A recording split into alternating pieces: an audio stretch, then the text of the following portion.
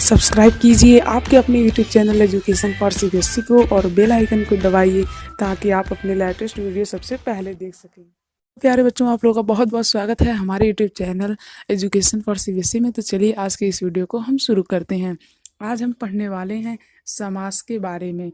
तो समास होता क्या है? जैसा कि यहाँ पे लिखा गया है, दो या दो से अधिक शब्दों को निकट लाने से नए शब्दों की रचना को समास कहते हैं। यानी कि जब दो या दो से अधिक शब्द एक साथ आते हैं, निकट आते हैं और उनसे जो नए शब्दों की रचना होती है उसी को हम क्या कहते हैं? समास कहते हैं। जैसे कि एग्जाम्पल के लिए दिया गया है, तुलसी के द्वारा लिखा गया यानी कि तुलसीकृत, पानी में डूबा हुआ यानी कि जलमग्न। यानी कि यहाँ पे हमें देखने को ये मिल रहा है कि ये जो समास होता है, ये जब दो शब्द निकट आते हैं तो उनके मेल से बना हुआ शब्द होता है। तो उम्मीद है आप लोगों को समास बहुत ही अच्छी तरीके से समझ में आया होगा। अब चलिए बढ़ते हैं हम आगे और पढ़ते हैं इसके प्रकार के बारे में, और हम ये भी जानेंगे कि पूर्व पद और उत्तर पद क्या होता है। तो चलिए आज के इस वीडियो को शुरू करते हैं। तो बच्चों, जो होता है पूर्व पद और उत्तर पद, तो जो पूर्व और उत्तर पद होता है ये समास में, मतलब जब हम लोग समास को बनाते हैं या फिर समास की रचना में दो पद होते हैं, और एक होता है उत्तर पद और एक होता है पूर्व पद। तो पूर्व पद कौन सा होता है? जो पहले आता है उसे हम लोग पूर्व पद कहते हैं, और जो बाद में आता है उसे हम लोग उत्तर पद कहते हैं। तो उम्मीद है आप लोगों को बहुत ही अच्छी तरीके से समझ में आया होगा। तो चलिए अब हम लोग थोड़ा सा और आगे बढ़ते हैं। तो इसके आगे अब हम लोग पढ़ेंगे कि समस्त पद क्या होता है। देखिए, जो यहाँ समस्त पद नहीं रहेगा, समस्त पद रहेगा। तो जो समस्त पद होता है वो उसे कहते हैं जब हम पूर्व पद और उत्तर पद का मेल करते हैं, यानी कि जब हम दोनों को मिलाते हैं और जो हमारे लिए नया समास जो है वो बनकर तैयार होता है, उसी को हम लोग समस्त पद कहते हैं। जैसे कि मान लीजिए यहाँ पे है जलमग्न, तो पानी में डूबा हुआ का मतलब होता है जलमग्न। तो जल इसमें पूर्व पद है, जल इसमें पूर्व पद है। क्यों पूर्व पद है? क्योंकि ये पहले आया है, और मग्न मग्न बाद में आया है, इसलिए ये उत्तर पद है। ध्यान से देखिए, पद का मतलब अगर आपको समझने में कठिनाई होती है तो आप ऐसे भी समझ सकते हैं। पद का मतलब होता है औकात, यानी कि किसकी कितनी औकात है। जो पहले आएगा, जो पूर्व आएगा यानी जो पूर्व पद होता है उसकी औकात होती है पहले आने की, और जो उत्तर पद होता है उसकी औकात होती है बाद में आने की। इस तरह से आप लोग बहुत ही अच्छी तरीके से इसे समझ सकते हैं। चलिए एक और एग्जाम्पल लेते हैं, जैसे कि लंबोदर, यानी कि जिसका उदर जो होता है यानी जो पेट होता है वो लंबा होता है। यानी कि जो लंबोदर में जो लंब है ये क्या है? जल्दी बोलिए। पूर्व पद। क्यों? क्योंकि ये पहले आ रहा है। उदर, उदर क्या है? लंबोदर, लंब धन उदर से बना है ना। लंबोदर लंब धन उदर से बना है। जानने के लिए आप लोग संधि वाला चैप्टर देख सकते हैं हमारे चैनल पे, जो कि अवेलेबल है। तो यहाँ पे जो लंब धन उदर होता है, तो इसमें जो लंबोदर है ये, इसमें देखिए जो लंब है वो पहले आ रहा है, इसीलिए वो कौन सा पद हुआ? पूर्व पद हुआ। और उत्तर पद कौन है? जो जो उदर है उसे हम लोग क्या बोलेंगे? उत्तर पद। ठीक है ना? तो उम्मीद है आप लोगों को बहुत ही अच्छी तरीके से समझ में आ रहा होगा। प्लीज़ हमारे चैनल को सब्सक्राइब कर लीजिए अगर आपको अच्छे से समझ में आ रहा है। तो आप लोग सब्सक्राइब नहीं करते हैं तो सब्सक्राइब जरूर कर लीजिएगा। और बढ़ते हैं इसी के साथ आगे और पढ़ते हैं समास के कितने प्रकार होते हैं। तो चलिए उसे शुरू करते हैं। लेकिन आगे बढ़ने से पहले अब हम लोग यहाँ पे ये देखेंगे कि कितने पूर्व पद और उत्तर पद और समस्त पद को हम अच्छे से देखेंगे। देखिए, हाथ से लिखा हुआ यानी कि हस्तलिखित। हस्तलिखित का मतलब क्या होता है? जो चीज़ हाथ से लिखी गई हो। तो इसमें पहले कौन आ रहा है? हस्त। तो हस्त क्या हुआ? पूर्व पद। उत्तर पद यानी जो बाद में आ रहा है, यानी कि ये लिखित, तो लिखित क्या हो गया? उत्तर पद हो गया। उसी तरह से रसोई के लिए घर, यानी कि रसोई घर। अब रसोई घर में पहले कौन आ रहा है? रसोई, और बाद में कौन आ रहा है? घर, यानी कि रसोई पूर्व पद और घर उत्तर पद। नीला है जो गगन, उसी तरह से आप लोग सभी देख सकते हैं, ये है पूर्व पद, ये है उत्तर पद और ये है समस्त पद, और ये है शब्द समूह। देखिए ये शब्दों का समूह है, इसमें से पूर्व पद यहाँ पे लिखा गया है, उत्तर पद यहाँ पे और समस्त पद यहाँ पे। समस्त पद मतलब कि समस्त पद, जैसे नाम से ही पता चल रहा है कि पूर्व पद और उत्तर पद का जो कॉम्बिनेशन होता है उसी को हम लोग समस्त पद कहते हैं। तो चलिए अब हम आगे बढ़ते हैं। तो बच्चों अब हम लोग पढ़ेंगे समास के प्रकार के बारे में। तो समास के कितने प्रकार होते हैं? समास के 6 प्रकार होते हैं जो कि आपको यहाँ पे दिए गए हैं। पहला होता है अव्ययी भाव समास, दूसरा तत्पुरुष समास, तीसरा द्वंद्व समास, चौथा कर्मधारय, पांचवा द्विगु, छठवां बहुब्रीहि। तो देखिए अब हम बारी बारी करके इन छहों को पढ़ेंगे और विस्तार में पढ़ेंगे कि ये क्या होता है। और तत्पुरुष समास के जो भेद होते हैं वो काफ़ी बड़ा है और वीडियो काफ़ी बड़ा बन जाता है, इसलिए मैं उसका अलग ही वीडियो बनाया हूँ। आप लोग उसे जाके चेक कर सकते हैं हिंदी ग्रामर वाली प्लेलिस्ट में, तो चेक करना ना भूलिए। तो चलिए अब हम लोग आगे बढ़ते हैं और इन्हें पढ़ते हैं। तो चलिए अब हम लोग पढ़ते हैं अव्ययी भाव समास। तो जिस समास में पहला पद प्रधान होता है और दूसरा गौड़ होता है उसे हम लोग क्या कहते हैं? अव्ययी भाव समास कहते हैं। देखिए यहाँ पे जो गौड़ है इसका मतलब होता है अप्रधान, यानी कि जो प्रधान न हो। यानी कि अप्रधान का मतलब तो आप लोगों को समझ में आ ही रहा होगा, यानी जिसकी ज़्यादा वैल्यू हो उसे हम लोग प्रधान बोलते हैं। तो जो अव्ययी भाव समास होता है उसमें जो पहला पद होता है वो क्या होता है? प्रधान, और दूसरे पद की मतलब कि अप्रधान आप उसे कह सकते हैं, यानी कि उसकी एक तरह से कोई वैल्यू नहीं होती है।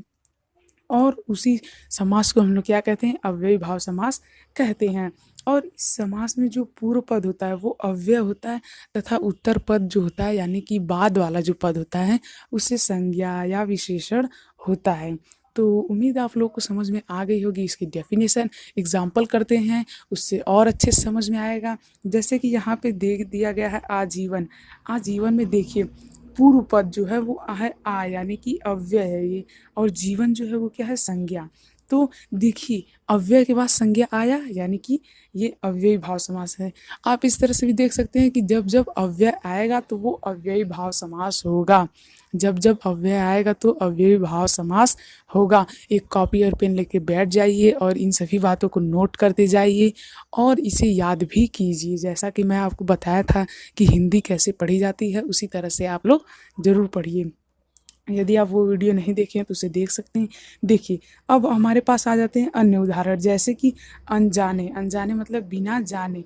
तो यहाँ पे जो बिना है वो क्या है? बिना है जो ये एक अव्यय है। और यहाँ पे अजन्मा या फिर बिना जन्मे, अनचिन्हा यानी कि जिसे हम न जानते हो, या फिर बिना चिन्हे, आजीवन मतलब जीवन भर। तो इसी तरह से काफ़ी सारे एग्जाम्पल्स हमें दे दिए गए हैं अव्ययी भाव समास के।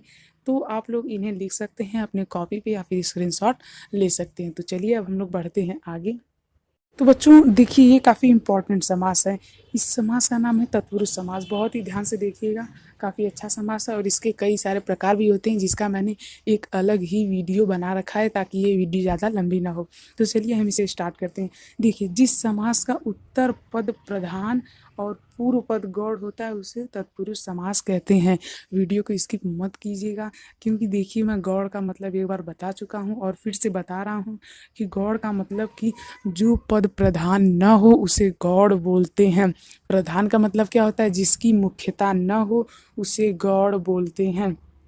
तो उम्मीद आप लोगों को गौड़ का मतलब समझ में आ गया होगा और तत्पुरुष समास की मीनिंग भी आपको समझ में आ गई होगी, यानी कि जिसमें बाद वाला पद जो होता है उत्तर पद वो प्रधान होता है और जो पहले वाला पद होता है वो क्या होता है? गौड़ होता है। पूर्व पद और उत्तर पद का मतलब भी मैंने आपको बताया है। तो देखिए यहाँ पे है मोक्ष प्राप्त, यानी कि मोक्ष को प्राप्त। तो देखिए अगर मान लीजिए इसमें प्राप्त ना होता तो इसकी प्रधानता मैं आपको दिखा रहा हूँ। अगर प्राप्त ना होता तो मोक्ष को, इसका कोई अर्थ निकलता नहीं। लेकिन अगर वहीं पे मैं हटा दूँ मोक्ष को हटा दिया तो क्या बचा? प्राप्त। प्राप्त तो प्राप्त को कुछ भी प्राप्त कर सकता है, लेकिन मोक्ष को वो छोड़ भी सकता है। मतलब कि इस तरह से आप लोग समझ सकते हैं कि जो उत्तर पद की यहाँ पे प्रधानता है या फिर उत्तर पद की यहाँ पे ज़रूरत है। रणभूमि यानी रण की भूमि जहाँ पे युद्ध होता है। तो ये क्या है? तत्पुरुष है। अब हम लोग इसे और डिटेल में पढ़ेंगे अगले वीडियो में, लेकिन इस वीडियो में हम लोग सिर्फ समास के बारे में पढ़ेंगे और समास के प्रकार की डेफिनेशन वगैरह भी पढ़ रहे हैं। तो हम लोग डेफिनेशन वगैरह तो पढ़ ही चुके हैं। अब चलिए अब हम लोग बढ़ते हैं इसके अगले प्रकार की तरफ। उससे पहले यदि आपने हमारे चैनल को सब्सक्राइब नहीं किया है तो प्लीज़ कर लीजिए सब्सक्राइब। तो चलिए अब हम आगे बढ़ते हैं। तो बच्चों जो हमारा तीसरा समास आ जाता है वो आ जाता है द्वंद्व। यहाँ पे वंद नहीं द्वंद्व रहेगा। ये यहाँ पे व के नीचे ये रहेगा। तो द्वंद्व समास क्या होता है? एक ऐसा समास जिसमें न तो पूर्व पद प्रधान हो और ना ही उत्तर पद, बल्कि दोनों पद क्या हो? समान हो। यानी कि दोनों पद में से अगर किसी सबकी अपनी अपनी वैल्यू हो, अगर कोई भी हटा दिया जाए तो उसका अर्थ न रह जाए। मैं आपको पद के बारे में पहले ही अच्छे से बता चुका हूँ। और जो पहले आता है उसे पूर्व पद, जो बाद में आता है उत्तर पद। पहले वाला जिसकी औकात सबसे ज़्यादा है वो पूर्व पद, जिसकी औकात सबसे कम है वो उत्तर पद। तो उम्मीद आप लोगों को समझ में आ चुका होगा बहुत ही अच्छी तरीके से। तो चलिए बढ़ते हैं इसके एग्जाम्पल्स की ओर। तो यहाँ पे देखिए, जब कभी और या फिर डैश आपको दिखे तो आप लोग समझ जाइए कि हो ना हो ये द्वंद्व समास ही होगा। क्योंकि यहाँ पे देख सकते हैं राजा, रंक, नर, नारी, मान, सम्मान, यश, अपयश, दाल, रोटी, इन सब में क्या लगा है? डैश लगा है। और इसका जो समास विग्रह होता है वो कैसे होता है? राजा और रंक, नर और नारी, तो कुछ इस तरह से होता है। तो चलिए अब हम बढ़ते हैं आगे और समझते हैं। इससे पहले यदि आपने हमारे चैनल को सब्सक्राइब नहीं किया है तो प्लीज़ सब्सक्राइब कर लीजिएगा। तो बच्चों अब हम लोग बढ़ते हैं अपने आगे। तो ये है कर्मधारय समास। कर्मधारय समास देखिए सबसे इजी समास आपको जो भी मिलेगा वो सिर्फ कर्मधारय समास और द्विगु समास, बस ये दोनों और बहुब्रीहि, ये तीन जो है ये बहुत ज़्यादा आसान है। तो देखिए इसमें क्या होता है कि एक पद उपमेय होता है और विशेषण या तो विशेष्य होता है। अब उपमेय, विशेषण, विशेष्य मैं तीनों का मतलब आपको पिछली 2 वीडियो से बताते आ रहा हूँ और फिर से इसमें भी रिपीट करता हूँ कि देखिए, उपमेय मतलब कि जिसकी तुलना की जाए, विशेषण मतलब कि आप लोग समझते ही हैं जिसकी विशेषता बताई जाए, और विशेष्य मतलब कि जो विशेषता बताई जाए। जैसे कि एग्जाम्पल के लिए ले लीजिए कि गाय काली है। अगर गाय जो है वो काली है तो इसमें जो काली है वो उसकी विशेषता है, और जो विशेष्य है वो किसकी विशेषता है? यानी कि गाय की विशेषता है। तो उम्मीद आप लोगों को समझ में आ गया होगा। तो देखिए इसका एग्जाम्पल देखते हैं। किसका एग्जाम्पल? कर्मधारय का। कंफ्यूज मत होइए, आप लोग इसे कॉपी पे नोट करते जाइए और जो मैंने आपको पढ़ने का तरीका बताया था उसी तरीके से इसे पढ़िएगा भी एक बार ज़रूर से। तो चलिए इसे स्टार्ट करते हैं। तो इसका जो पार्ट होता है, सॉरी, जो इसका एग्जाम्पल है वो है महादेव, यानी महान है देव। तो देखिए इसमें देव की विशेषता बताई गई है। देव की विशेषता बताई गई है कि वो कैसे है? महान है। तो ये कौन सा समास हुआ? कर्मधारय। कर्मधारय समास में ट्रिक बता रहा हूँ। कर्मधारय समास में आपको कर्म बताया जाता है। जी हाँ, आपने बिल्कुल सही सुना। जब भी कभी भी आपको किसी भी समास में कर्म का ज्ञान हो कि उसका कर्म कैसा है, अच्छा है, बुरा है, ऊपर है, नीचे है, या फिर कोई भी कर्म का ज्ञान हो या फिर उसकी विशेषता बताई जाए, कर्म या फिर विशेषता, तो कर्मधारय। कर्म या फिर विशेषता तो कर्मधारय। द्विगु में क्या होता है? संख्या गिनी जाती है। बहुब्रीहि में तीसरे की ओर संकेत किया जाता है। इसे मैं आपको आगे और अच्छे से बताऊंगा। खैर, कर्मधारय में कर्म की बात की जाती है। तो चलिए बढ़ते हैं आगे। तो चलिए अब हम लोग पढ़ते हैं द्विगु समास के बारे में। तो जो द्विगु समास होता है उसका पहला पद संख्यावाचक होता है। बहुत ही अच्छा है समास, बहुत ही इजी है। जब ही कभी भी आपको संख्यावाचक मिले पहला पद या फिर पूर्व पद, तो आप समझ जाइए कि वो और कोई नहीं, अपना द्विगु समास है। तो चलिए अब हम इसके एग्जाम्पल्स को देखते हैं। सबसे अच्छा एग्जाम्पल चतुर्भुज, यानी 4 भुजाओं से घिरी आकृति। तो इसमें देखिए सभी एग्जाम्पल्स में 2, 3, 3, 4, 4, 5, 5, 6, 6, 6। तो यहाँ पे हमें नंबर्स का पता चल रहा है। यहाँ पे हमें टोटली किसका पता चल रहा है? नंबर का। तो जब भी कभी भी हमें संख्या का बोध हो तो समझ जाइए कि वो द्विगु समास है। इसमें कोई समझाने वाली बात नहीं है, बहुत ही ईजी है। जब कभी भी संख्या का पता चले तो द्विगु समास। कर्मधारय समास कब? जब उसके कर्म का पता चले, जब उसके कार्य का पता चले, तो वो कैसा होगा? कर्मधारय समास होगा। तो चलिए अब हम बढ़ते हैं आगे। अब हम आ चुके हैं बच्चों अपने छाठवें समास की तरफ और लास्ट समास की तरफ। इसका नाम है बहुब्रीहि। जैसा कि मैंने आपको पहले ही बताया था, इसमें तीसरे की ओर संकेत किया जाता है। यानी कि 1, 2 पर्सन हुए तो इसमें तीसरे की ओर संकेत किया जाता है, किसी थर्ड व्यक्ति के बारे में। देखिए इसकी डेफिनेशन है, जिस समास में न तो पूर्व पद प्रधान होता है न तो उत्तर पद, बल्कि अन्य पद की ओर संकेत करते हैं, उसे बहुब्रीहि समास कहते हैं। जैसे कि पंकज अर्थात पंक धन ज, यानी कि पंक मतलब कीचड़ और ज मतलब जो, यानी कि कीचड़ में जो जन्म लेता है उसे हम क्या बोलते हैं, पंकज। अर्थात कमल, कमल ही एक ऐसा फूल होता है जो कि कहाँ उगता है, कीचड़ में उगता है। तो जो कमल होता है वो कहाँ उगता है, कीचड़ में। तो अर्थार्थ यानी कि यहाँ पे कौन सा समास हुआ, बहुब्रीहि समास। ध्यान से देखिए, मैं आपको और अच्छे से एक्सप्लेन करूंगा। देखिए जैसे कि त्रिनेत्र, यानी कि जिसकी तीन आंखें हों, जिसकी तीन आंखें हों, अर्थात शिव शंकर भगवान। तो यहाँ पे किसे दिखाया गया है, त्रिनेत्र। त्रिनेत्र का मतलब तीन आंखें, तीन आंखों वाला। तो यहाँ पे तीसरे की ओर संकेत किया गया। अब आप लोग कहेंगे कि ये तो द्विगु समास भी है। हाँ, द्विगु समास रहता, पर अगर तीसरे की ओर संकेत ना किया जाता तो, जैसे कि दशानन, दशानन मतलब 10 भुजाओं वाला।